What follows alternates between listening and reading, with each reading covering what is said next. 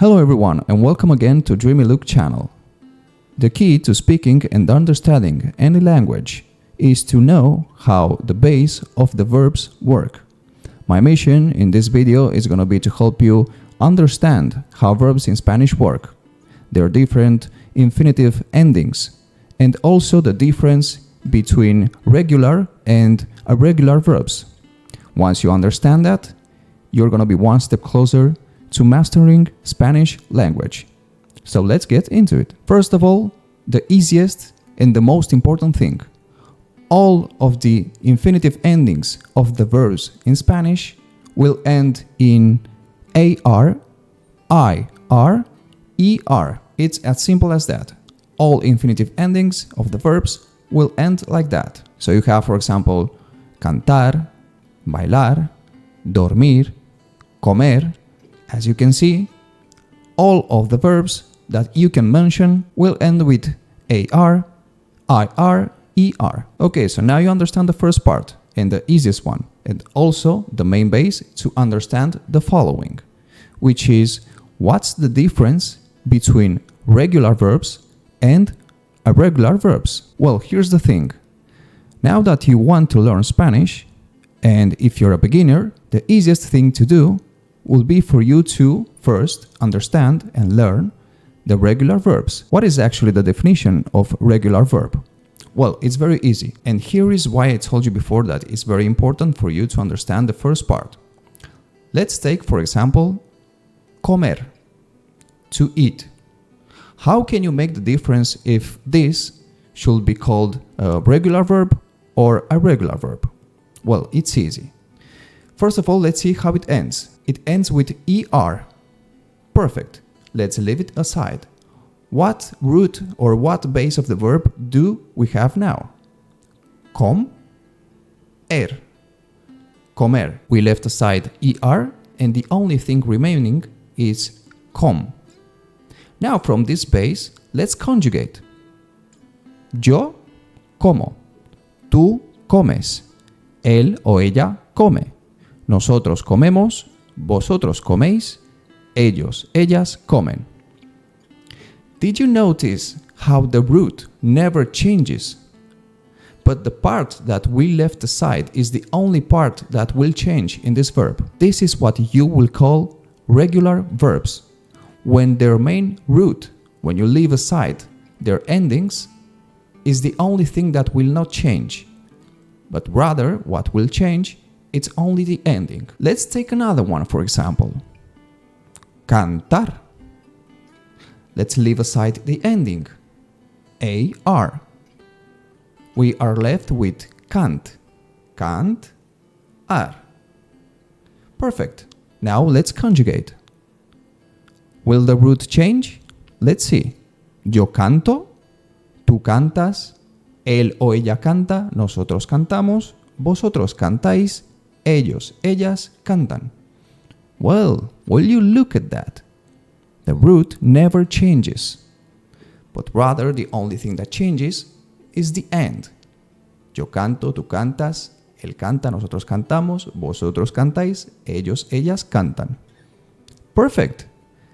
Also, we have another regular verb. Remember, why would you call it regular verb? Because the root never changes, but rather the only thing that changes is what you left aside. And of course, we'll have an example with IR.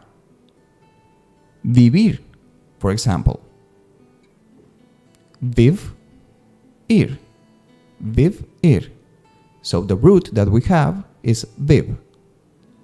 Yo vivo, tú vives, él o ella vive, nosotros vivimos, vosotros vivís, ellos, ellas viven. Perfect. Again, the root never changes, but rather what will change is the ending.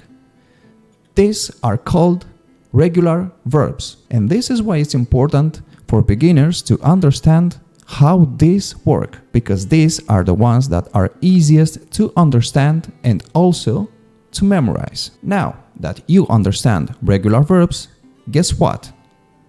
We are going to learn irregular verbs. And what's the difference?